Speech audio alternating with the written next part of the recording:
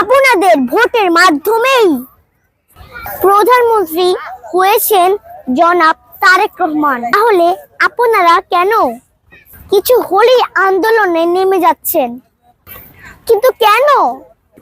যে কোনো মানুষকে অন্তত সর্বনিম্ন 2টি বছর সময় দিতে হয়।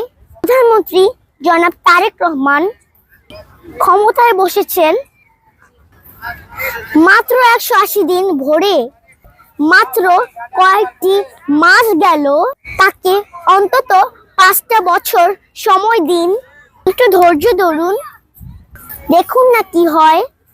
ইনশাআল্লাহ ভালো কিছুই হবে। প্লিজ দয়া করে আপনারা একটু ধৈর্য ধরুন। দেশবাসী সবাইকে অনুরোধ করছি, আপনারা একটু অপেক্ষা করুন এবং প্রধানমন্ত্রীকে একটু সময় দিন। হুট করে কিছু হলেই আপনারা আন্দোলনে নেমে পড়বেন না। ধৈর্য ধরুন এবং দেখুন শেষটা ইনশাআল্লাহ ভালো হবে।